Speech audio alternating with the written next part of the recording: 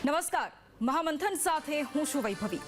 ભારતીય સેનાએ ઓપરેશન સિંદૂર અંતર્ગત આતંકી ઠેકાણાઓને ધ્વસ્ત કર્યા, 100 જેટલા આતંકીઓને ઠાર માર્યા અને એટલું જ નહીં, ભારતે જડબાતોડ જવાબી કાર્યવાહી કરી, પાકના હુમલાને નાકામ કરી દીધા। ભારતે પોતાની તાકાત બતાવી, પણ આ બધાની વચ્ચે સીઝ ફાયર લાગુ થયું અને તેના થોડા સમય બાદ પ્રધાનમંત્રી નરેન્દ્ર મોદીએ દેશને સંબોધન કર્યું, જેમાં ભારતીય સૈન્યની તાકાતની વાત કરી, આતંકવાદના ખાત્મા વિશે વાત કરી અને પીઓકે વિશે વાત કરી। અન્ય પણ બીજા ઘણા બધા મહત્વપૂર્ણ મુદ્દા હતા જેમની ઉપર તેમણે વાત કરી। પણ આ બધાની વચ્ચે સીઝ ફાયર બાદ રાજનીતિનું યુદ્ધ પણ હવે શરૂ થઈ ગયું છે। વિપક્ષે ઘણા સવાલો કર્યા, દિલ્હીમાં કોંગ્રેસ ઓફિસ બહાર પોસ્ટર પણ લાગેલા જોવા મળ્યા અને જેમાં 1971ને યાદ કર્યું। એટલું જ નહીં, અમેરિકાના રાષ્ટ્રપતિ ટ્રમ્પે પહેલા કરેલી સીઝ ફાયરની જાહેરાત બાદ જવાબની વિપક્ષે માંગ કરી। સંસદનું વિશેષ સત્ર બોલાવવામાં આવે તેની પણ વિપક્ષ સહિત અન્ય લોકોએ માંગ કરી। ટ્રમ્પના નિવેદન બાદ વધારે સવાલો ઉઠવા લાગ્યા અને નેતાઓએ સવાલ એ કર્યા કે ટ્રમ્પ કેમ આપણી પહેલા સીઝ ફાયરની જાહેરાત કરે। ટ્રમ્પનું વેપાર મુદ્દે જે નિવેદન સામે આવ્યું, જેમાં તેણે એ કહ્યું કે જો યુદ્ધ કરશો તો વેપાર નહીં કરીએ, તે મુદ્દે પણ વિપક્ષે સવાલો ઉઠાવ્યા। પહેલગામમાં થયેલા આતંકવાદી હુમલા બાદ વિપક્ષ પણ સત્તા પક્ષની સાથે રહ્યું છે અને સ્પષ્ટપણે એ કહ્યું જ હતું કે સરકાર જે પણ પગલાં લેશે, અમારે પૂરો સપોર્ટ તેમાં રહેવાનો છે। સીઝ ફાયર બાદ વિપક્ષના સવાલો કે નિવેદન એ કઈ દિશા તરફ આવે છે, એ કઈ દિશા તરફ છે, એ સૌથી મોટો સવાલ અત્યારે ઊભો થઈ રહ્યો છે।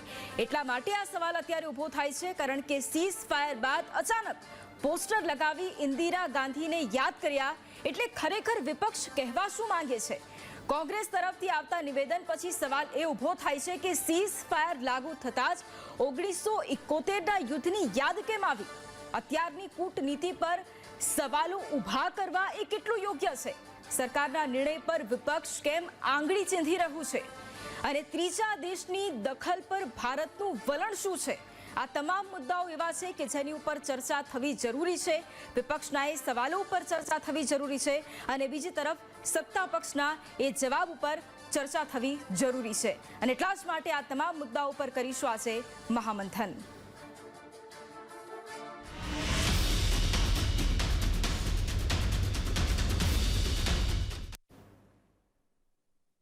અને સત્તા પક્ષ અને વિપક્ષ જે પહેલગામ આતંકવાદી હુમલા બાદ જે સાથે દેખાયું હતું અને સ્પષ્ટ એ વાત હતી કે વિપક્ષ સરકારને સંપૂર્ણપણે સમર્થન કરશે, કોઈ પણ પરિસ્થિતિ હોય, સરકાર જે કંઈ સ્ટેપ લેશે એની ઉપર વિપક્ષનું સમર્થન રહેવાનું છે। પરંતુ સીઝ ફાયર લાગુ થયા બાદ અનેક નિવેદનો સામે આવ્યા, અનેક પ્રતિક્રિયાઓ સામે આવી અને તેને લઈને ઘણા બધા સવાલો ઊભા થાય છે। સરકારને એ સવાલો પૂછવામાં આવ્યા છે કે અચાનક પાકિસ્તાનને જડબાતોડ જવાબ આપવામાં આવતો હતો ત્યારે તેની વચ્ચે સીઝ ફાયર કેમ લાગુ કરી દેવાયું? વડાપ્રધાને જો કે ગઈકાલે 8 વાગે દેશને સંબોધન કર્યું અને તેમાં મહત્વપૂર્ણ બાબતો વિશે વાત કરી છે, પરંતુ છતાંય વિપક્ષની કોંગ્રેસની એ માંગ છે કે સંસદનું એ સ્પેશિયલ સત્ર બોલાવવામાં આવે કે જેની અંદર આ મુદ્દે વિશેષ ચર્ચા કરવામાં આવી શકે। 1971ને યાદ કર્યો, એ પોસ્ટર લગાવવામાં આવ્યા, પરંતુ એ તમામ બાબતો કઈ દિશા તરફ જઈ રહી છે એ પણ સમજવાની જરૂર છે। તેની વચ્ચે ટ્રમ્પ મુદ્દે ખરેખર વિપક્ષની શું પ્રતિક્રિયા છે, ખરેખર વિપક્ષનો શું સવાલ છે અને ખરેખર વિપક્ષ શું ઈચ્છી રહ્યું છે તેની ઉપર સવાલ છે। એ તમામ બાબતો જાણવી અત્યારે ખૂબ જરૂરી બની ગઈ છે કારણ કે એક ફાયર, બીજી તરફ જે ખરેખર કૂટનીતિ જેની વાત થતી હતી, હવે તેની ઉપર જ અનેક સવાલો અત્યારે ઊભા થઈ રહ્યા છે અને આ વચ્ચે એ દુનિયા સામે એ પિક્ચર કયું સ્પષ્ટ રીતે જઈ રહ્યું છે એ પણ એક સવાલ ઊભો થઈ રહ્યો છે। એ તમામ મુદ્દે આજે ચર્ચા કરવાની છે ને એની સાથે સાથે જ્યારે ત્રીજા દેશની મધ્યસ્થીની વાત આવતી હોય ત્યારે ભારતનું વલણ એમાં શું છે એ પણ જાણવું ખૂબ જરૂરી બની જતું હોય છે। એટલા માટે કારણ કે ભારતનું વલણ શું છે એ દુનિયાએ જોયું છે, પરંતુ જ્યારે ઘરની અંદર જ તેના વિશે ચર્ચા ન થતી હોય ત્યારે વિપક્ષ એ મુદ્દે સવાલ કરી રહ્યું છે અને આ તમામ મુદ્દાઓ પર આપણે ચર્ચા કરવાની છે। ચર્ચા માટે આપણી સાથે અત્યારે જોડાયા છે ભાજપ નેતા ઉર્વિશ કંથારિયા, સ્વાગત છે આપનું મહામંથનમાં। આપણી સાથે કોંગ્રેસ નેતા ડોક્ટર હેમાંગ વસાવડા પણ જોડાયા છે, આપનું પણ સ્વાગત છે મહામંથનમાં। એર વોરિયર દિનેશ પટેલ આપણી સાથે જોડાયા છે, સર આપનું પણ સ્વાગત છે મહામંથનમાં। રાજકીય વિશ્લેષક નિલેશ ધોળકિયા પણ આપણી સાથે જોડાયા છે, આપનું પણ સ્વાગત છે મહામંથનમાં। અને વરિષ્ઠ પત્રકાર વરિષ્ઠ શુક્લા પણ આપણી સાથે જોડાયા છે. આપનું પણ સ્વાગત છે મહામંથનમાં. સૌથી પહેલા હું ડોક્ટર હેમાંગ વસાવડાને સવાલ કરીશ, એટલા માટે કારણ કે જે પ્રમાણે સીઝ ફાયર લાગુ થયું અને ત્યારબાદથી વિપક્ષના ઘણા બધા સવાલો હતા એ વિપક્ષે કર્યા છે. પોસ્ટર લગાવ્યા છે દિલ્હીમાં કોંગ્રેસ ઓફિસની બહાર અને 1971ને યાદ કર્યા છે અને ઇન્દિરા ગાંધી બનવું સહેલું નથી એવું પણ એમાં કહેવામાં આવ્યું છે. એટલે આપની પાસેથી મારે એ જ સૌથી પહેલા જાણવું છે કે વિપક્ષનું ખરેખર સરકારને સીધો સવાલ શું છે અને આ પોસ્ટર લગાવ્યા છે તો એ પોસ્ટર પાછળ કહેવું શું છે, કોંગ્રેસનું કે વિપક્ષનું? વૈભવીબેન, જી, આજે આપે ખૂબ સારો મુદ્દો સમયસર લીધો છે. આપે આપની ઉદ્બોધનામાં અને મને વારે વારે એવું કીધું કે વિપક્ષ છું. આ વિપક્ષ પૂરતી વાત નથી. દેશની 140 કરોડની જનતાના મગજમાં આ પ્રશ્ન છે. કોંગ્રેસે બહુ સત્તાવાર રીતે સરકારને સંપૂર્ણ ટેકો જાહેર કર્યો હતો. જાહેરમાં જ કીધું હતું. જ્યારે વડાપ્રધાન શ્રીએ રાહુલજીને હુમલા પહેલા, સિંદૂર ઓપરેશન પહેલા બોલાવ્યા, ત્યારે પીએમઓ ઓફિસ પણ પહોંચ્યા હતા. હા, એ વાત જુદી છે કે સર્વપક્ષીય બેઠકમાં, આવી ગંભીર બેઠકમાં વડાપ્રધાન ગેરહાજર હતા. એ પણ એક દિવસ એવી હકીકત દેશે જોઈ છે. જ્યારે ભારત જીતતું હતું, આપણી સેના બહાદુરીથી વિજય તરફ અગ્રેસર હતી. આપણે જ્યારે ઘણા બધા એમના આતંકી ઠેકાણાઓ ખતમ કર્યા, થોડા બાકી હતા જે કરવાના જ હતા અને થવાના જ હતા, આપણી સેના જે રીતે બહાદુરીથી આતંકવાદ ઉપર તૂટી પડી હતી, ત્યારે અચાનક જ કોઈ પણ વાટાઘાટ વગર, આપણી સાથે દિનેશભાઈ છે, બહુ નિષ્ણાત છે, કોઈ પણ યુદ્ધ વિરામ માટે બે દેશો વચ્ચે વાટાઘાટ થતી હોય છે, નિર્ણય લેવાતો હોય છે અને પછી યુદ્ધ વિરામ જે તે દેશ જાહેર કરતા હોય છે. ત્યારે ડોનાલ્ડ ટ્રમ્પ જાહેરાત કરે કે યુદ્ધ વિરામ થઈ ગયું છે, ત્રીજો દેશ. આ પહેલો વાત કોંગ્રેસમાં અને દેશની જનતાને ગળે ઉતરતી નથી કે ટ્રમ્પ સાહેબે શું કામ જાહેરાત કરવી પડે. બીજું, કાલે જ્યારે વડાપ્રધાન શ્રી દેશને સંબોધન કરવા જઈ રહ્યા હતા, ત્યારે એની 2-3 કલાક પહેલા ટ્રમ્પ સાહેબ ફરીથી ટ્વીટ કરે કે મેં ધમકાવ્યા. દેશની પ્રભુતા, આપણો વટ, આ બધું ક્યાં ગયું? આ વાત છે. How a third country's president can dare to scold this country?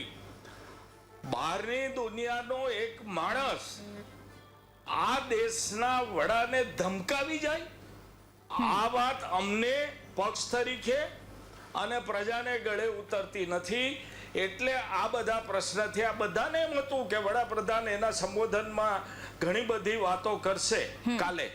એ પણ ના થયું. કોઈ પણ જાતની વાત, ખાલી ટાઈમ પાસ પૂરતું એમણે ભાષણ કર્યું. એટલે મોટો પ્રશ્ન જે ઊભો થયો છે આ દેશનો, અને સૌથી અગત્યની વાત છે, લોકશાહીમાં સંસદ સર્વોપરી છે. માટે વારે વારે રાહુલજી અને મલ્લિકાર્જુન ખડગેજી ફરીથી આપાતકાલીન સંસદ બેઠક બોલાવવાની માગણી કરી રહ્યા છે. ત્યાં સંપૂર્ણ ચર્ચા થાય અને કારણની ખબર પડે. આપણા તરફથી યુદ્ધ વિરામ કરતી વખતે શું શરત મુકાણી, પાકિસ્તાને કઈ શરતો સ્વીકારી, કારણ કે પાકિસ્તાન તો ઘૂંટણીય હતું, એ વાત જાણવી જરૂરી છે. ભારતની કૂટનીતિ ક્યાં નબળી પડી કે બધા જ દેશો પાકિસ્તાન પડખે ઉભા રહ્યા. 185 દેશોની IMFએ ભારત એકમાત્ર વિરોધમાં હોવા છતાં પાકિસ્તાનને લોન આપી. આ બધા પ્રશ્ન છે. એમાં ક્યાંક દેશની જનતાને અમને એવું લાગે છે કે ક્યાંક શું થયું એ જાણવું બહુ જરૂરી છે. માટે જ સંસદ મળવી જરૂરી છે. માટે જ આની ઓપન પ્લેટફોર્મ ઉપર ચર્ચા થવી જરૂરી છે. Okay. તુર્કી પાકિસ્તાન ભેગું, ચાઇના જે આપણે ત્યાં હિંચકા ખાઈ ગયા એ જિનપિંગ પાકિસ્તાન ભેગા, અમેરિકા મારા બંને મિત્રો છે ની વાત કરે અને બધી જ જાહેરાત ટ્રમ્પ કરે. પાકિસ્તાનના વડાપ્રધાને ઘણા બધા દેશોનો આભાર માન્યો. આભાર ક્યારે માન્યો? ખાનગી માટે જાહેરમાં એની ભેગા રહ્યા ત્યારે. આપણે કેમ કોઈ આપણી સાથે આખી મુવમેન્ટ? આ બધા પ્રશ્નનો જવાબ આ દેશની જનતા ઈચ્છે છે. Okay. એમાં માત્ર વિપક્ષની વાત નથી. આ 140 કરોડની જનતામાં ઊભા થયેલા પ્રશ્નો છે. અને એક છેલ્લી વાત કરી દઉં, આપ ઉતાવળમાં છો એટલે, કે જે આપે પોસ્ટરની વાત કરી, કોંગ્રેસે તો આજે ને ગઈકાલે લગાડ્યા. વોટ્સએપમાં, સોશિયલ મીડિયામાં, ઇન્સ્ટાગ્રામમાં, ફેસબુકમાં આ પોસ્ટર સ્વયંભૂ રીતે પ્રજાએ મૂકેલા છે અને ખૂબ વાયરલ થયેલા છે. આજે એને કોંગ્રેસે લગાડ્યા તો આજે લગાડ્યા, આ તો 4 દિવસથી ફરે છે. ઓકે, અહીંયા ઉર્વેશભાઈ ઘણા બધા સવાલો આપે સાંભળ્યા જ હશે. ડૉક્ટર હિમાંગ વસાવડાનું શું કહેવું છે એ સવાલોના જવાબ તો આપની પાસેથી મારે લેવા જ છે. પરંતુ ત્રીજો દેશ દખલ કરે, ત્રીજા દેશના રાષ્ટ્રપતિ વચ્ચે આવે, એ ધમકીની વાત હોય, એ બધા જ સવાલો છે. એટલે એ મુદ્દે પણ આપની સ્પષ્ટતા જોઈએ છે કે ખરેખર. અને હેમાંગભાઈની જે વાત હતી કે વિપક્ષ એ 140 કરોડ લોકોની જે વાત હતી એ મૂકતું હતું, એટલે એ કદાચ એ સંતુષ્ટ નથી. કદાચ જો એ કામગીરી થઈ હોય તેનાથી પણ કદાચ એવું પણ હોઈ શકે, અથવા તો અત્યારે જે સીઝફાયર લાગુ થયું એના જવાબો પણ માંગી રહ્યા છે. એટલે તમામ સવાલોના જવાબ આપની પાસેથી જોઈએ છે. નમસ્તે. સુજ્ઞ પેનલ અને હેમાંગભાઈ એમણે જે ઉપસ્થિત કરી વાત અત્યારે, ને આપે આપના ઉદ્બોધનમાં જે સવાલો કર્યા, અત્યંત ગંભીર વિષય છે. કારણ કે આપણી લોકતાંત્રિક તવારીખના જે છેલ્લા 2 દશકા છે એમાં કદાચ આનાથી વધારે ગંભીર વિષય નથી આવ્યો. એટલે આમાં રૂટીન પોલિટિક્સ કે કટાક્ષયુક્ત ભાષા એ અમારો ઉદ્દેશ નથી. અમારો ઉદ્દેશ આપે જે સિન્સિયર સવાલો પૂછ્યા છે, કે હેમાંગભાઈએ જે સિન્સિયર સવાલો પૂછ્યા છે એનો જવાબ આપવાનો અમે પ્રયત્ન કરી રહ્યા છીએ. કારણ કે આ જનમાનસની શું પ્રતિક્રિયા છે એ જાણવાનો આપણે પ્રયત્ન કરી રહ્યા છીએ. અને એક આપણે એવી ઊભી કરવાનો પ્રયત્ન કરી રહ્યા છીએ કે સમગ્ર જનમાનસ અત્યારે પૂછી રહ્યું છે કે કેમ તમે સંધિ કરી, કેમ તમે સીઝ ફાયર કર્યું, કેમ પ્રેસિડેન્ટ ટ્રમ્પે એનાઉન્સમેન્ટ કરી. આ બધા સ્વાભાવિક સવાલો ઉભર્યા છે. હવે એમાં સચ્ચાઈ, એમાં સત્ય જ્યાં સુધી આપણે ના જાણીએ અને માત્ર આપણે રાજકારણમાં રચ્યા પચ્યા રહીશું ને કટાક્ષોમાં રચ્યા પચ્યા રહીશું તો આપણું જે ફોકસ છે એ વિચલિત થઈ રહ્યું છે. આપે 4-5 દિવસ પહેલા જ આપણે બધા રાજકીય પક્ષો એમ કહે છે કે સરકારના નિર્ણયની સાથે છીએ. અને સરકાર એટલે ભારતીય જનતા પાર્ટીની સરકાર છે માત્ર એવું નથી. સરકાર આ ભારત દેશની છે, સંરક્ષણ પાંખની પણ સરકાર છે, 3 પાંખોની. એમના વડા પણ છે આ સરકારમાં, રાષ્ટ્રપતિ પણ છે, નેશનલ સિક્યોરિટી એડવાઇઝર પણ છે અને જનમાનસ પણ છે. અને સરકારની જવાબદારી એ છે કે આ દેશનું સાર્વભૌમત્વ, આ દેશના નિર્દોષ નાગરિકો અને જે આતંકવાદથી આપણે છેલ્લા 40 વર્ષથી આપણે આ માનવ સંસ્કૃતિ સમગ્ર પરેશાન થઈ રહી છે. આતંકવાદ એ 22મી એપ્રિલે જન્મ નથી લીધો. આતંકવાદ 1991માં આપણે જોયો, ત્યાર પછી 2001માં, પછી અક્ષરધામ, પછી 2008માં મુંબઈ બ્લાસ્ટ, એના પહેલા 2007માં અમદાવાદમાં બ્લાસ્ટ થયા અને ત્યારબાદ આ 2022ની વાત છે, 2025ની વાત છે, 22મી એપ્રિલની વાત છે. જનમાનસની આપ વાત કરો છો તો જનમાનસનો એક પ્રશ્ન, સૌથી મોટામાં મોટો પ્રશ્ન એ છે કે 91 થી 2008 સુધીમાં જે હુમલા થયા એમાં કોંગ્રેસ પક્ષે શું કર્યું? 2008માં મુંબઈમાં રોટલો રળનાર સામાન્ય મધ્યમ વર્ગનો માનવી એ ટિફિન પકડીને ઘરે આવે છે ભરચક ટ્રેનમાં, એના ઉપર આતંકવાદીએ હુમલા કર્યા. એ પણ કાળજું કંપાવી નાખે એવી ઘટના હતી. ત્યારે આપણે શું કર્યું હતું એ સવાલ પણ અત્યારે પૂછે છે, કારણ કે બહુ સમય નથી વીત્યો. ત્યારે આપણે શું કર્યું? આપણે તો પાકિસ્તાનને એક ડોઝિયર આપ્યું કે આ અમે યાદી આપીએ છીએ એ યાદી પ્રમાણે જે આતંકવાદી અમે જે દહેશત છે એ તમે અમને સોંપી દો, એટલે અમે ન્યાયિક કાર્યવાહી કરીશું. અમે અડધી રાત્રે સુપ્રીમ કોર્ટના દરવાજા ખોલી નાખીને પણ જામીનની કાર્યવાહી કરીશું. અને એક આતંકવાદી માટે 10-10, 15-15 વર્ષ સુધી ન્યાયિક પ્રક્રિયા ચલાવી. તમે 90 થી માંડીને 2008 સુધી કેમ એક સવાલ જનતાનો જે હૈયાનો રણકો છે તમે કેમ ના સાંભળ્યો? તમે પાકિસ્તાનને કેમ રજૂઆત કરી આ રીતે? કેમ તમે કોઈ કાર્યવાહી ના કરી? એ વખતે સતત દોર ચાલ્યો તો. સલામ છે તમારે 1971ની, પરંતુ 1971 પછી શું થયું? કેટલા વર્ષો વીતી ગયા? 54 વર્ષ વીતી ગયા હેમાંગભાઈ, અને આતંકવાદની ઉંમર 40 વર્ષ થઈ ગઈ. અને એમાંના મોટા ભાગના વર્ષ 2014 સુધીના તો કોંગ્રેસની સરકાર હતી. ત્યારે એક પણ કોઈ કન્વિન્સિંગ એક્શન આપે લીધું હોય તો એ જનમાનસ પૂછે છે આજે. અને આજે જ્યારે આપણે ડીજીએમઓ એટલે director general of military operations બંને દેશોના આજે 90 મિનિટ સુધી વાત કરી છે, અને એનું બ્રીફિંગ પણ આવશે. એટલે આપણે મેઇન લાઈન ઉપર વાત કરીએ કે જે ડિફેન્સ ફોર્સીસના ત્રણેય પાંખના વડા આપણને રોજે આવીને આપણને વાત કરે છે કે શું થઈ રહ્યું છે ગ્રાઉન્ડ ઉપર. 2025ની 22મી એપ્રિલ અને જે હૃદય દ્રવી ગયા છે સમગ્ર વિશ્વમાં, ભારતમાં એ કરુણાંતિકા જે જોઈ આપણે, એ નિર્દોષ મા બહેનો ત્યાં સિંદૂર ભૂસાયા. 2 ભૂલકાઓ 3 દિવસ પહેલા એમના મૃત્યુ થયા જમ્મુ એન્ડ કાશ્મીરમાં ક્રોસ બોર્ડર ફાયરિંગના આધારે. ત્યારબાદ આપણે જે એક્શન લીધા છે એ કોઈ ડોઝિયર આપવા માટે નથી ગયા. અમે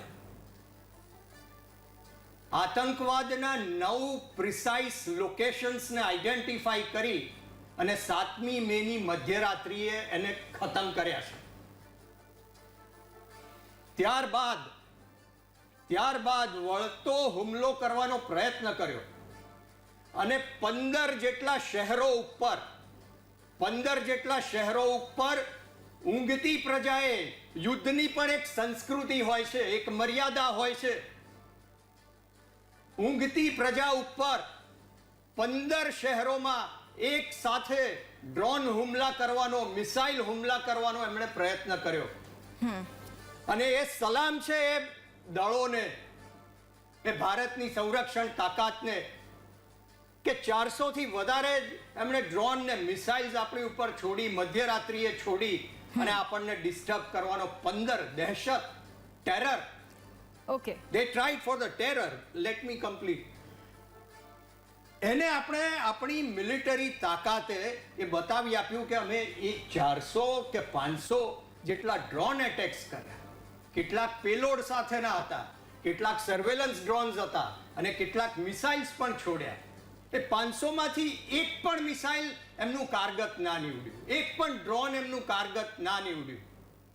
એ સલામ છે એ આપણા એરફોર્સને, આપણી સંરક્ષણ તાકાતને. અને ત્યારબાદ આપણે જે એટેક કર્યા એ ડિફેન્ડ કરવાની આપણી પહેલી જવાબદારી, અને ત્યારબાદ સંરક્ષણાત્મક આક્રમણ કર્યું અને એમના એર બેઝિસ છે કે જ્યાંથી આ ડ્રોન છોડવામાં ક્યાંથી આવે છે, તો એર બેઝિસ છે, ડ્રોનના પણ એરપોર્ટ્સ છે, મિસાઇલના પણ એરપોર્ટ્સ છે, ન્યુક્લિયર ફેસિલિટીના પણ એરપોર્ટ્સ છે, અને એર બેઝિસ કહે છે કે એરફિલ્ડ્સ કહે છે, એના ઉપર પણ આપણે સિસ્ટમેટિક પ્લાનિંગથી આપણે એટેક કર્યો. આટલા પ્રિસિશન સાથે આપણે જવાબી કાર્યવાહી જ્યારે કરી છે, દેશના સાર્વભૌમત્વ માટે, નાગરિકોની સુરક્ષા માટે, ટેરરિઝમ એ કોઈ માત્ર મિલિટરી મેટર નથી. ટેરરિઝમ ઇકોનોમિક ટેરરિઝમ છે, સોશિયલ ટેરરિઝમ છે, ઇન્ટેલેક્ચ્યુઅલ ટેરરિઝમ છે, અનેક પ્રકારનું ટેરરિઝમ આપણે ફેસ કરી રહ્યા છીએ. અને માત્ર ભારતની વાત નથી, સમગ્ર વિશ્વની વાત છે. ગ્લોબલ ટેરરિઝમ છે. માનવતા સામે આ લડાઈ કરવા માટે, કારણ કે યુદ્ધ, એમને યુદ્ધ જે છે એમાં યુદ્ધમાં પરાસ્ત કરવાનો રસ નથી. ઓકે, એમને શસ્ત્રો અને યુદ્ધ, અશાંતિ અને અશાંતિ દ્વારા ઊભી થતી પરિસ્થિતિમાંથી ગેરલાભ લેવાની વાત.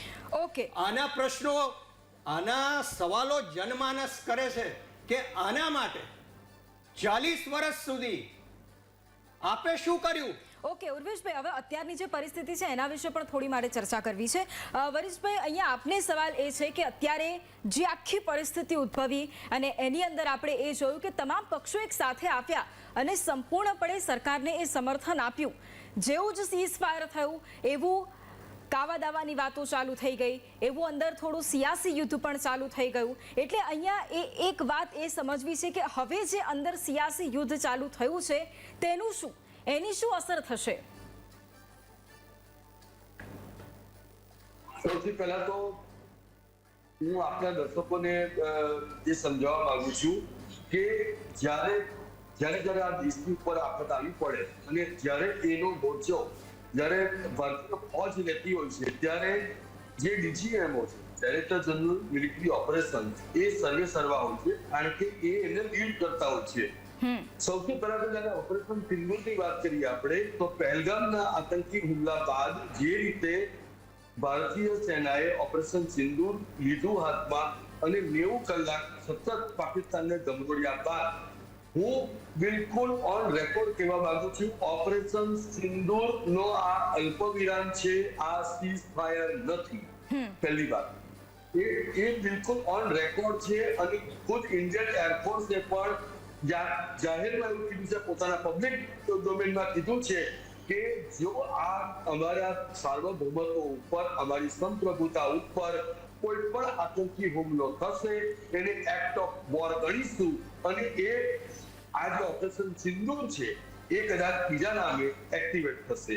નંબર 1, છેલ્લા કેટલાય સમયથી આપ જોઈ રહ્યા છો કે આ દેશની અંદર કોઈ પણ સેનાના સાહસની વાત હોય, સેનાના શૌર્ય અને પરાક્રમની વાત હોય, તો આ દેશમાં 140 કરોડની અંદર એવા કેટલાક ચોક્કસ ઇકોસિસ્ટમ છે જે પુરાવા આપો કે તમે કઈ રીતે આ યુદ્ધ કર્યું, તમે કેટલું નુકસાન પહોંચાડ્યું છે. વૈભવીબેન, કેટલીક વસ્તુઓ જ્યારે વિદેશ નીતિની વાત હોય તો એને પબ્લિક ડોમેનમાં એક બહુ ચોક્કસ લેવલ સુધી જાહેર કરાતી હોય છે. એવું જ મિલિટરી ઓપરેશન હોય છે. એનું કારણ છે કે જ્યાં તમે વધારે કોર્ડિયલ થઈ, વધારે તમે જ્યારે પબ્લિક ડોમેનમાં આવો છો તો એનો સીધો ગેરફાયદો એ ખુદના પોતાના દેશને થતો હોય છે. ઓપરેશન સિંદૂરની અંદર જે હું એવું માનું છું કે જે આખી વાતમાં આ ઓપરેશન સિંદૂર થી શરૂ થયું છે એવું નથી. જે દિવસે પુલવામાની અંદર સીઆરપીએફના 72 જવાનો આપણે વીરગતિને પામ્યા એ આતંકી હુમલા બાદ, અને ત્યારબાદ જે બાલાકોટમાં જે સર્જિકલ સ્ટ્રાઇક થઈ, ત્યારે પણ એક ચોક્કસ પુરાવા ગેમ બિલકુલ આ દેશના માથે અટ્ટહાસ્ય કરીને નગ્ન નાચ કરતી એ આખા લોકોએ જોઈ છે. રાઈટ? મને એમ થાય છે કે વારંવાર સેનાના અદમ્ય સાહસે પણ જો વારંવાર પુરાવા આપવાના હોય, અને મારું એમ માનવું છે કે યુદ્ધની પરિસ્થિતિમાં હું 100% એન્ડોર્સ કરવા માંગીશ એઆઈએમઆઈએમના અસદુદ્દીન ઓવૈસી કોંગ્રેસના શશી થરૂર, રેવંત રેડ્ડી, જમ્મુ એન્ડ કાશ્મીરના ચીફ મિનિસ્ટર ઓમર અબ્દુલ્લાને એમના જેટલી જે મેચ્યોરિટી છે એ અત્યાર સુધી કોઈ દાખવી નથી શક્યું.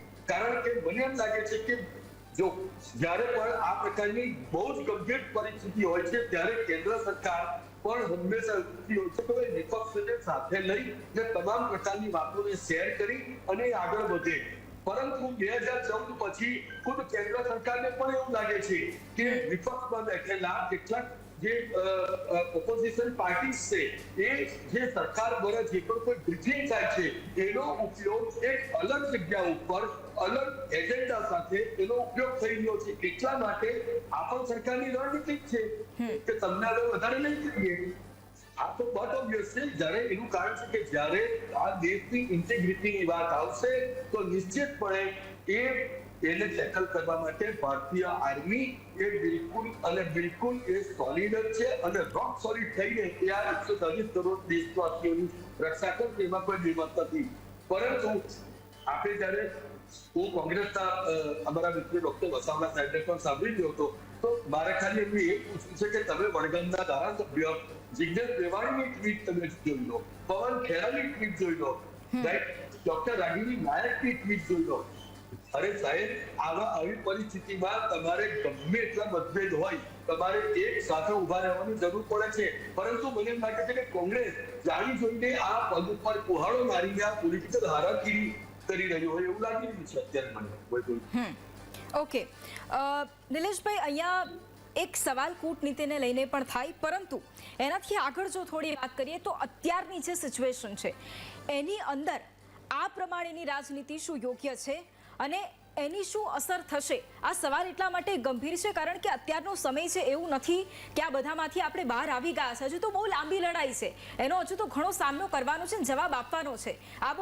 આની અસર શું થશે? આ સૌથી મોટો સવાલ. વીટીવીના તમામ માનવંત દર્શકો અને અહીં પેનલમાં હાજર તમામ મહાનુભાવોને મારા પ્રણામ. આપે પૂછ્યું કે કૂટનીતિમાં આ વ્યાજબી છે? બે વસ્તુ છે, કૂટનીતિ અને ફૂટનીતિ. જેને જે સમજવું એ સમજી લે. It is between the lines, quite open. કારણ કે અત્યારના તબક્કે રાષ્ટ્ર એક થવું જરૂરી છે. કોઈ એક વ્યક્તિ, કોઈ એક પોલિટિકલ પાર્ટી કે કોઈ પણ માણસને ભારતની સેના ઉપર બિલકુલ શંકા નથી, બિલકુલ શંકા નથી. અને આવા તબક્કે કૂટનીતિ ફૂટનીતિ બની જાય છે ત્યારે ભારતના ફૂટલા લોકોને કારણે આપણી ઇન્ફોર્મેશન, એકતા નથી તેવી ઇન્ફોર્મેશન અન્ય લોકોને થાય છે. આ અન્ય લોકો કોણ છે બધા આપ જાણો છો. બીજી વસ્તુ કે હમણાં થોડીક સાઇડલાઇનની વાત કરું કે IMF $1 કરોડ બિલિયન સહાય પાકિસ્તાનને કરી ત્યારે ભારત દેશની બાજુમાં કોઈ પડખે ઊભો ન રહ્યો, કોઈ દેશ પડખે ઊભો નથી રહ્યો.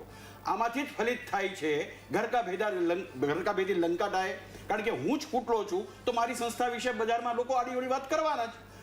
બેઝિસ ઓન ધેટ હું એ કહેવા માંગી રહ્યો છું, અત્યારે આપણે 1971 કે 2024 સુધીની વાતો ન કરતા 2025માં શું કરવું છે, 2025માં શું થઈ શકે. હું પણ ભારતીય છું, તમે પણ ભારતીય છો. આ નારો સૌનો કોમન હોવો જોઈએ. અને અત્યારે પ્રદર્શન કરવાનું, એ ચાહે તિરંગા યાત્રા હોય કે પછી કોંગ્રેસના 1971ની પ્રસિદ્ધિનો પ્રસંગ હોય, એ બંનેને વિચારવાનું છે. એમાં હું નહીં કહી શકું, પણ માત્ર જનતા બધું જોવે છે, જનતા બધું જાણે છે અને જનતા બધું નાણી રહી છે, તપાસી રહી છે. એ સૌએ સમજવાની જરૂર છે.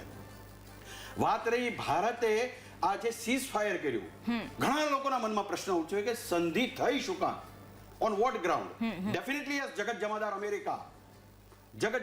અમેરિકાના કાંઈક ને કાંઈક તો આપણે તાબામાં હશું તો જ આપણે હા પડી. પહેલા તો એમણે એવું કહ્યું હતું કે ભારત પાકિસ્તાનના યુદ્ધમાં અમે નહીં બોલીએ, છતાં એ બોલ્યા અને માનવું પડ્યું બંને દેશોએ. અને ભારત દેશ સામે પાકિસ્તાન કે ચીન સતત જાગતું રહે, જગાવતું રહે, ધૂણી જખાવીને પાછળ પડેલું રહે, એ દુનિયાના દરેક દેશોને જરૂર છે. એટલા માટે કે એમણે એની લોન આપી છે IMFમાંથી, તો એ પાકિસ્તાન એમાંથી પૈસા પાછા એને આપી શકશે જે તે દેશને. જે તે દેશ પાસેથી એ શસ્ત્રો ખરીદી શકશે, જે તે દેશ પાસેથી એ હુમલા કરવા માટેના, આતંકવાદને વકરાવવાના, આતંકવાદને પોષવાના માધ્યમો, સાધનો, એક્ટિવિટી, તાલીમ બધું જ લઈ શકે.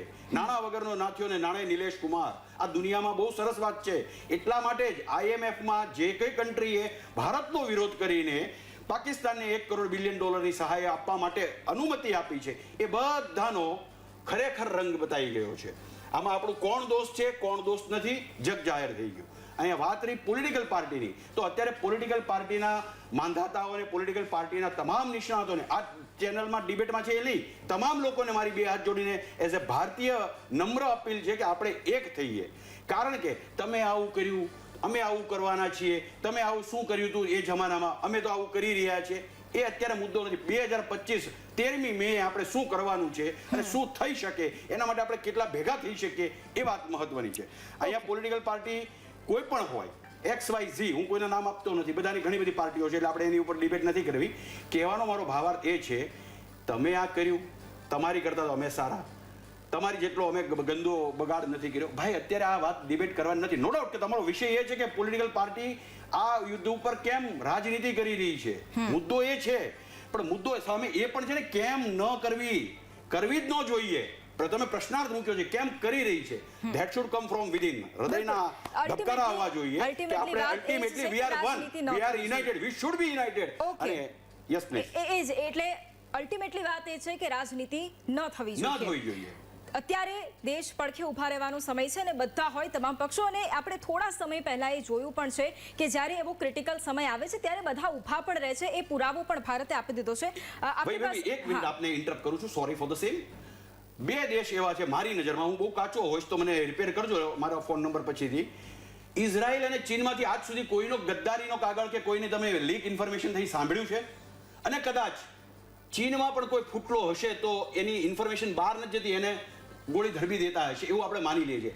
આ બે દેશ એની પાસેથી શું આપણે જનતા, પોલિટિકલ પાર્ટી કે તમામ લોકો શું ન શીખી છે કે મારો દેશ પહેલા, નેશન ફર્સ્ટ હોવો જોઈએ? બિલકુલ, અને એ આ સમયમાં બતાવ્યું પણ છે દરેક પક્ષો નહીં. પછી શું થયું? સીઝ ફાયર પછીની વાત છે મેડમ. બધું with all due respect to all the person, all the political parties, ceasefire પછી આપણે કેમ યુનાઇટેડ નથી, એ વસ્તુ મુદ્દો છે. બિલકુલ, અને જરૂર પડશે તો લોકો એક સાથે પણ આવશે, એ સમય આપણે જોયો છે. એટલે કદાચ અત્યારે સવાલ જ ક્વેશ્ચન માર્ક જ એટલા માટે છે, કદાચ એ ક્વેશ્ચન માર્ક એક દિવસ હટી પણ જશે, એની પણ આગળ ચર્ચા કરીશું. વરિષ્ઠભાઈ, આ બીજો સવાલ આપને એ જ છે કે હવે પછીનો જે સમયગાળો છે, ભલે રાજનીતિ અત્યારે કદાચ થતી હોય સીઝફાયર પછી, એટલે કે અત્યારે આપે જે વાત કરી છે કે અત્યારે ભારત જે જવાબ આપી રહ્યું હતું અને ત્યાં એક અલ્પ વિરામ છે, પૂર્ણ વિરામ નથી.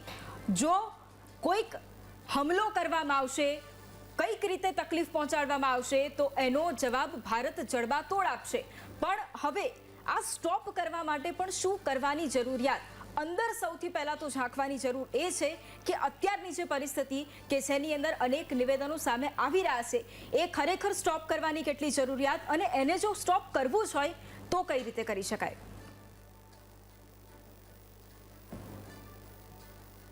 આના પહેલા આપની વાતનો સવાલનો જવાબ આપું એ પહેલા આપને કહી દઉં કે આજની જે આ ઘટના છે જેમાં વર્લ્ડ ટ્રેડ ઓર્ગેનાઇઝેશને ભારતને એક ખૂબ જ મહત્વનો એક રિકન્સેશનલ લેટર પણ લખ્યો છે, જેમાં ભારતે અમેરિકાના સ્ટીલ અને એલ્યુમિનિયમની ઉપર જે ડ્યુટી લગાવી છે, તો મને એવું લાગે છે કે જે રીતે ડોનાલ્ડ ટ્રમ્પે આગળ વાત કરી કે ભાઈ દેવ દેશોની સાથે મારે વ્યાપાર કરવું છે, અને એવરીવન નો કે ભાઈ જે અમેરિકા છે એ આજે સુપર પાવર છે, પરંતુ એના માટે વ્યાપાર એ સૌથી મહત્વનો છે. ભારત અને પાકિસ્તાન વચ્ચે ગમે એટલું યુદ્ધ થતું રહે, કારણ કે એની દુકાન ચાલવાની છે, અને એક એંગલ ઉપર એને ટ્રેડ ને ફેક્ટર રાખીને આ વાત કરી છે. એની સામેની એક અપડેટ છે, અને મારો સ્પષ્ટપણે એવું માનવું છે કે હવે પછીનો જે સમય છે એ મને એમ લાગે છે કે ભારતને માટે ખૂબ મહત્વપૂર્ણ સાબિત થવાનો છે. એ એટલા માટે, એનું કારણ છે કે અત્યારે ભારતે પાકિસ્તાન ઉપર જેટલા પણ જે રિસ્ટ્રિક્શન ઇમ્પોઝ કરેલા છે, like Indus water treaty as for example, તો ઇન્ડસ વોટર ટ્રીટી એ પાકિસ્તાન માટે દોરી નથી. એનું કારણ છે કે સ્વાભાવિકપણે સૌ કોઈ જાણે છે કે પાકિસ્તાન માટે પંજાબ પ્રાંત એ એની આત્મા એ પંજાબ પ્રાંતની અંદર ટકેલી છે. એનું કારણ છે કે આ જે ઇન્ડસનું જે પાણી જે ત્યાં જઈ રહ્યું છે, અને આજે જે સ્થિતિનું સર્જન થયું છે એ ક્યારેય દેખાયેલી પરિસ્થિતિ નથી. હું આપને એ સ્પષ્ટપણે માનું છું કે આ ઓપરેશન સિંદૂર પછી પણ ભારતની અંદર જે સરહદ પાર થી જે પણ કોઈ હુમલા થશે એને તો ભારતનો જે સૈનિક છે એ 100% દેશવાસીઓને બચાવી લેશે. પરંતુ મને એમ લાગે છે કે જે રીતે ધોળકિયા સાહેબે વાત કરી કે આ મુશ્કેલ સમયમાં તમારે તમામે સાથે રહેવાનું છે. અહીં કોઈ પણ પ્રકારની રાજનીતિ કરવાની થતી નથી. પરંતુ આજે તમે જોયું કે વેસ્ટ બેંગોલની અંદર પણ જે રીતે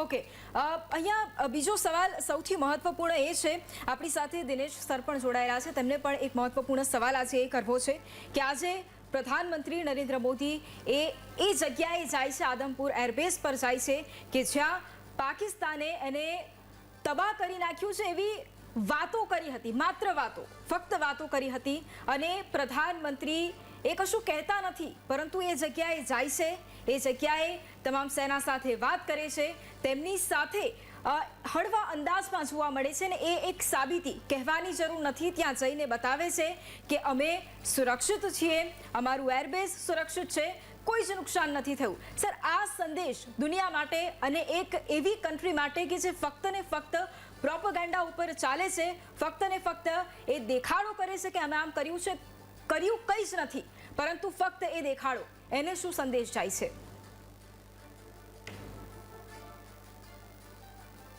નમસ્તે વૈભવી, અને thank you for inviting me. જી, સૌથી પહેલાં તો હું 2 પોઈન્ટ જરા ક્લિયર કરવા માગું છું કે સીઝ ફાયર માટે થોડા ક્વેશ્ચન્સ ઊભા થઈ રહ્યા છે. જી. પણ હું ડિફેન્સના અનુભવો પરથી એટલું કહી શકું છું કે ઘણા ડિસિઝન છે ને તે વખતે કોમ્પ્લિકેટેડ હોય છે કે it is easy to decide between the right and the wrong, but it is very difficult to decide between right અને મોર રાઇટ. એટલે જ્યારે આપણે સીઝ ફાયરનું ડિસિઝન લેતા હોય છે ત્યારે ત્યાં શું સિચ્યુએશન હોય છે અને ત્યાં કેવી ક્રિટિકલ કન્ડિશન હોય છે. સપોઝ સીઝ ફાયરનું ડિસિઝન લેવાનું હોય છે તો ડુ યુ થિંક કે આપણે ઓલ પાર્ટી મિટિંગ બોલાવીએ અને પછી નક્કી કરીએ? એવું નથી હોતું. હું 1971 વોરમાં બાંગ્લાદેશ બોર્ડર પર જ હતો અને 11 દિવસમાં યુદ્ધ જીતવાનું પ્લાનિંગ જનરલ માણેકશા આપણા જે છે અને તે વખતની સરકારે કરી નાખ્યું હતું. અને એટલું મેટિક્યુલસ પ્લાનિંગ હતું કે આપણે 11 દિવસમાં યુદ્ધ જીતી જઈશું. પણ 11મા દિવસ સુધીમાં ફિયર્સ ફાઇટિંગ ચાલતી હતી, ખાસ કરીને વેસ્ટર્ન સેક્ટરમાં, પૂંછ એરિયામાં ને બધામાં ફિયર્સ. કારણ કે પાકિસ્તાનને લાગ્યું કે બાંગ્લાદેશ ઓલમોસ્ટ આપણા હાથમાંથી જઈ રહ્યું છે, એટલે આખી તાકાત પાકિસ્તાને પૂંછ એરિયામાં ઝોંકી દીધી હતી. અને ત્યાં આપણે નીચે હતા ને એ લોકો પહાડ પર હતા, એટલે આપણે ધીરે ધીરે પાછું આવવું પડ્યું, પ્રદેશ છોડવો પડી રહ્યો હતો, જે પ્રદેશ આજે બી એમના કબજામાં છે. અને તે દરમિયાન આ વસ્તુને સ્ટ્રેટેજિકલી એવું નક્કી કરવામાં આવ્યું કે એમને 2 દિવસનો સીઝ ફાયર જનરલ માણેકશાએ ડિક્લેર કર્યો. 2 દિવસની સીઝ ફાયર ડિક્લેર કરી અને તે વખતે રેડિયો પર એનાઉન્સમેન્ટ કન્ટિન્યુઅસ ચાલતું હતું પાકિસ્તાન સોલ્જર માટે. તે વખતે ટીવીને બધું નહોતું, એટલે પાકિસ્તાન સોલ્જર માટે રેડિયો પર મેં પોતે જનરલ માણેકશાનો અવાજ સાંભળેલો છે. આજે બી એક અવાજ મારા કાનમાં ગુંજે છે કે એક સિપાही को दूसरे सिपाही के सामने हथियार डाल देने में शर्म नहीं आनी चाहिए, क्योंकि ज़्यादा खून खराबी आपके ही लोगों की हो जाएगी. ये मैं आपको बार बार बोल रहा हूँ. દર 2 કલાકે આ એનાઉન્સમેન્ટ થતું હતું, ઓલ ઇન્ડિયા રેડિયો પર થતું હતું, પણ એ રેડિયો પાકિસ્તાનના સૈનિકો પણ સાંભળતા હતા. એટલે મોરાલી એમને ડાઉન કરવાની પૂરેપૂરી કોશિશ કરી અને ત્યાર પછી હકીકત એ બની કે 2 દિવસ પછી એ લોકોએ સરેન્ડર કર્યું અને 93,000 સોલ્જર સાથે આપણે એ યુદ્ધ જીતી ગયા, જેમાં પ્રધાનમંત્રી તે વખતે ઇન્દિરા ગાંધી હતા અને એમનો ડેફિનેટલી તે લીડરશિપનો એમનો હાથ છે અને credit goes to them also. પણ સાથે સાથે અત્યારે જે વસ્તુ બની છે, એક બીજો નાનો દાખલો આપવા માગું છું કે જ્યારે બધાએ કહ્યું કે અમે તમારી સાથે છે, તો પછી જે સાથે તો ફૂલ ફ્લેજ સાથે હોવું જ જોઈએ. કારણ કે શું થાય છે, એક નાનો દાખલો કે જ્યારે સ્ટોન પેલ્ટિંગ કાશ્મીરમાં ચાલતું હતું, પથ્થરો ફેંકતા હતા લોકોને, જ્યારે તે વખતે તમને ખ્યાલ હોય તો 100 માણસને હાઈજેક કરવામાં, એટલે કિડનેપ કરીને 100 માણસને મારી નાખવાની તૈયારી ચાલતી. ત્યારે મેજર ગોગોઈ, તમને બધાની આશા, મેજર ગોગોઈએ ત્યાંથી આ લોકોને બચાવવાના હતા અને બચાવવા માટે એમનો જ એક માણસને જીપની આગળ બાંધી દીધો હતો, જેથી જ્યારે નીકળે અને પેલા લોકોને બચાવવા માટે નીકળે તો એની ઉપર જો એ લોકો પથ્થરમારો કરે કે ફાયરિંગ કરે તો એમનો જ માણસ મરી જાય. આ એક રિસ્ક લેવામાં આવી હતી. અને જીપની આગળ બાંધીને એ નીકળતો ગયો અને 100 માણસને ત્યાંથી બચાવી લેવામાં આવ્યા, જેને એ લોકોએ હાઈજેક કરેલા હતા. હવે 2 પ્રોબ્લેમ અહીંયા આગળ ઊભા થાય છે. ત્યારે એની ઉપર કોર્ટ માર્શલ પણ કરવામાં આવ્યો કે આ ડિસિઝન એ કેવી રીતે લઈ લીધું. હવે જે સિચ્યુએશનમાં એ હતો બરાબર છે, 100 માણસની જાન ખતરામાં હતી અને તે વખતે એક ડિસિઝન લેવાનું હતું કે મારે આ 100 માણસને બચાવવા માટે આ કરવાનું છે અને એના અચ્છા એવું પણ બન્યું હોત, કદાચ એણે નિયમોને આધીન રહીને એ ના કર્યું હોત તો 100 માણસની જાન ગઈ હોત તો પણ એની પર બ્લેમ આવત કે 100 માણસ બચાવવામાં એ લોકો ફેલ ગયા. એક્ઝેક્ટલી એ રીતે હું એ જોઈ રહ્યો છું કે આપણે 10 તારીખ સુધી જે એટેક કર્યા એની અંદર આપણે મોટા ભાગના આપણો જે ગોલ હતો આપણે પહેલેથી કહેતા હોય છે કે આપણી લડાઈ પાકિસ્તાનની સેના સામે કે પાકિસ્તાનની જનતા સામે નથી કે દેશ સામે નથી, આપણી લડાઈ જે હતી તે આતંકવાદીઓ સામે હતી. બિલકુલ. હવે 100 માણસ, 100 આતંકવાદીઓ અને 50 એના સોલ્જર, આટલા લોકોને આપણે એમનો નાશ કરી દીધો. બરાબર છે, એટલે ગોલ આપણો એચીવ થઈ ગયો હતો. બીજી વસ્તુ એ બની હતી કે આખા એ 3 દિવસ 4 દિવસના આપણા જે ઓપરેશન્સમાં તમે જોજો કે જે આપણું એચિવમેન્ટ ગણી શકાય કે એ લોકો એક પણ એટેકમાં સક્સેસફુલ નથી ગયા અને આપણે એક પણ એટેકમાં ફેલ નથી ગયા. This is the major achievement. હવે બીજી એક વસ્તુ કહેવા માગું છું કે અત્યારે આખી દુનિયાની અંદર યુદ્ધ ચાલી રહ્યા છે. યુક્રેન અને રશિયાના વોરની અંદર 10 દિવસ સુધી હું આવા ઇન્ટરવ્યૂમાં હતો અને મેં જોયું કે 7 દિવસમાં Russia will capture Ukraine. 60-65 kilometre લાંબો કોન્વોય ઉભેલો હતો અને આખી દુનિયા તો 3-4 દિવસથી વધારે ટકી નહીં શકે એમ. એટલે કહેવાય છે કે યુદ્ધ શરૂ કરવું છે ને આપણા હાથની અંદર છે, પણ યુદ્ધને પૂરું કરવું આપણા હાથની અંદર નથી હોતું અને આપણે રશિયા અને યુક્રેન વોરમાં જોઈ રહ્યા છે. બિલકુલ. અને એમાં યુદ્ધમાંથી જેટલું બને એટલું વહેલું આપણે નીકળી જઈએ ને એ આપણા હિતમાં છે. હવે કેમ નીકળી ગયા અને ક્યારે નીકળવાનું હતું ને એ બધું ત્યાંના જે વોરફિલ્ડના જે સંજોગો અને સિચ્યુએશન જે આર્મી, એરફોર્સ અને નેવી ડિસાઇડ કરી શકે એ સલાહ આપવામાં આવી છે તો જ આ ડિસિઝન લેવામાં આવ્યું છે. એ આપણે માનીને આપણે ફૂલ ફ્લેજ એમની સાથે રહેવું જોઈએ એવું મારું માનવું છે. બીજી વસ્તુ છે કે જનરલ માણેક સાહેબ પણ તે વખતે એક સ્ટેટમેન્ટ આપ્યું હતું કે the great courage does not lie in fighting the war but the greatest courage lies in the avoiding the war. અત્યારે આખી દુનિયા એકમાં શાંતિ હતી તો ફક્ત ભારતની અંદર શાંતિ હતી એમ, અને એને પણ છેડવામાં આવ્યું. બની શકે આપણે એક મોટી સાજિશ હોઈ શકે, હું એ નથી કહી શકું મોટી સાજિશ કે ભારતને ગમે એમ કરીને યુદ્ધમાં ઇન્વોલ્વ કરવો અને પછી યુદ્ધમાં એને એન્ગેજ રાખવા. આ વખતે આ ડિસિઝન આગળ જતાં સમય કદાચ બતાવશે કે રાઈટ હતું કે રોંગ હતું. બીજી વસ્તુ 71 વોરની વાત કરીએ છીએ તો આપણે જીતી ગયા છે. ત્યાર પછીનો ઘણો ડિબેટ છે. આર્મીએ પણ આ બાબતમાં કમેન્ટ આપેલી હતી કે આટલું બધું ખૂન વહ્યા પછી આજે POK કેમ એમની પાસે છે? બરાબર છે, તો POK તો તે વખત આપણે લખાઈ શક્યા હોતા. કેમ આપણે જે વોટર ટ્રીટી કરી છે તેની અંદર 80% પાણી આપણે પાકિસ્તાનને આપવું પડે છે? એવા ઘણા બધા ડિસિઝનો પર ડિબેટ થઈ શકે. હું એ માણસ નથી કે મારે એ બાબતમાં એન્ટર થવું છે, પણ હું આર્મીની સિચ્યુએશન પ્રમાણે કહેવા માગું છું કે ઘણા ડિસિઝન તે વખતે લેવાતા હોય છે અને જેટલું યુદ્ધમાં એન્ટર થવું જરૂરી છે એટલું જ એમાંથી જેટલું બને એટલું બહાર નીકળી જવું જરૂરી છે. અને હવે બીજું, તે દિવસ સુધીમાં આપણે આતંકવાદીઓને ખતમ કરી નાખ્યા. આપણે એમના લગભગ 50% એરબેઝ ડિસ્ટ્રોય કરી દીધા છે. હવેનો જે એટેક છે ત્યાર પછીનો કદાચ આપણે સિવિલિયનો પર એની ઇફેક્ટ થઈ શકત, કદાચ એવું બની શકે કે પછી આર્મીના યુનિટો પર ઇફેક્ટ થઈ શકત અને પછી એનું આખું ફૂલ ફ્લેજ વોરમાં નિર્માણ થઈ જાત. આપણે લિમિટેડ વોરમાં ગયા છે. અને આ દાખલો હું તમને વાજપેયી જ્યારે પ્રધાનમંત્રી હતા ત્યારનો બી આપું છું કે તે વખતે કારગિલ વોર આપણે છે ને એની અંદર ચોખ્ખું આપણે નક્કી કહ્યું કે we will go for a limited war, કારણ કે એ લોકોએ ઘૂસણખોરી કરી છે ને એમને આપણે ખાલી ખદેડવાના છે. તે વખતે આપણી ઇકોનોમિકલ કે બધી રીતેની કન્ડિશન એવી હતી કે વી કેનોટ એન્ટર ઇન્ટુ ફૂલ ફ્લેજ વોર, નહીં તો પછી બહુ મોટો પ્રોબ્લેમ થઈ જશે અને દુનિયા પણ આપણે કદાચ સાથ નહીં આપે. આપણે બધી રીતે વિચારવાનું હતું. એટલે એમણે નક્કી કર્યું કે will go in A limited war only. અને પણ લિમિટેડ વોરમાં બી 3 મહિના સુધી એ વોર ખેંચાઈ ગયું હતું અને એ લોકોના 3500 જેવા સૈનિકો એમના ખતમ થઈ ગયા હતા અને આપણે 1600 જેવા આપણી સેનાના સૈનિકોને ગુમાવ્યા હતા. એટલે આપણે અત્યાર સુધી સેફે મારા અનુભવ પ્રમાણે 17 વર્ષ હું ડિફેન્સમાં રહ્યો અને આગલા 65ના યુદ્ધનું 62 વોરમાં મિનિમમ કેઝ્યુલિટી સાથે મેક્સિમમ ડિસ્ટ્રક્શન છે ને આ 3 દિવસમાં થયું છે. આવું યુદ્ધ મેં નથી જોયું. બીજું જે અત્યારે DMOએ પણ કહ્યું છે ને મને એનો ડાઉટ હતો કારણ કે ચેનલો કહેતી હતી કે આપણે એના 2 F-16 અને 2 J-17 આપણે ચાઇનાના તોડી પાડ્યા છે. અત્યારે લગભગ 6 પ્લેન તોડી પાડ્યા એવું છે. એનો ઓફિશિયલ કદાચ કોઈ કારણોસર નથી દીધું, પણ જો એ તોડી પાડ્યા છે તો હું એ તમને કહેવા માગું કે 3 દિવસમાં 6 એરોપ્લેન તોડી પડવાના એ ફૂલ ફ્લેજ વોરની અંદર બી એવું થતું નથી. ખાલી ઇઝરાયલે 1969માં ઇજિપ્ત અને ઇઝરાયલ વોર 6 દિવસ માટે ચાલેલી, અને તે વખતે આપણા MiG-21 જેની પર મેં 10 વર્ષ કામ કર્યું છે, એ MiG-21 થી જેણે વિંગ કમાન્ડર અભિનંદને F-16 તોડી પાડ્યું હતું, તમને ખ્યાલ હોય તો.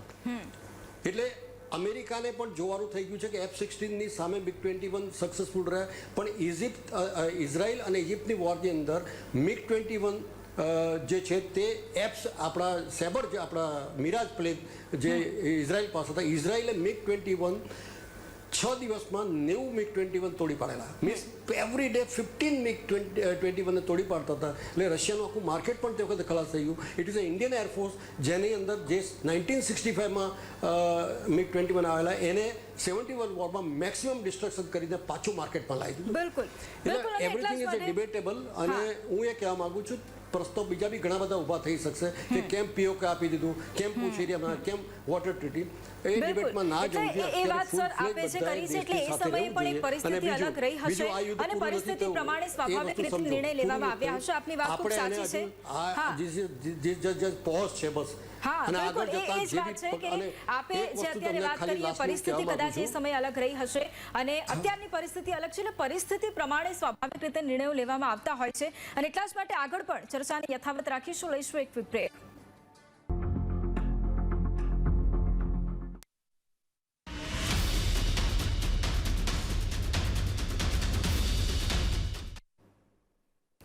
Welcome back. અને યુદ્ધ વિરામ પર રાજનીતિ કેમ તે અંગે ચર્ચા કરવી ખૂબ જરૂરી હતી અને એટલા જ માટે આપણી સાથે ગેસ્ટ પણ જોડાયેલા છે. ફરી એક વખત તેમની સાથે ચર્ચા કરીશું. ડૉક્ટર હેમાંગ, આપની પાસેથી મારે 1 મિનિટમાં હવે છેલ્લા એ જવાબ જોઈએ છે કે હવે પછીના સમયમાં શું માંગ રહેશે? આપે જે રીતના વાત કરી 140 કરોડ દેશવાસીઓનો જે સવાલ છે એ જ આપ રજૂ કરી રહ્યા છો, એટલે હવેના સમયમાં આપની શું માંગ છે? સરકાર પાસેથી આપ કયા પ્રશ્નો એવા છે કે જેનો જવાબ આપ માંગી રહ્યા છો? વૈભવીબેન, લગભગ 55 મિનિટ ડિબેટ પૂરી થવા આવી. મેં જે પ્રશ્ન પૂછ્યા એના જવાબ એક પણ વિદ્વાન વિશ્લેષક હોય કે મારા ઉર્વેશભાઈ હોય કોઈ આપ્યા નહીં. મારો પ્રશ્ન એટલો દિનેશભાઈએ પણ નહીં.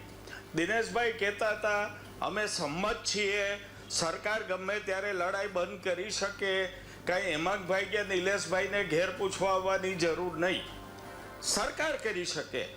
જો નરેન્દ્રભાઈ મોદીએ સીઝફાયર જાહેર કર્યું હોત, દ્રૌપદી બેન મુર્મુએ જાહેર કર્યું હોત કે ડીજીએમઓએ જાહેર કર્યું હોત તો મારે કોઈ પ્રશ્ન જ નથી.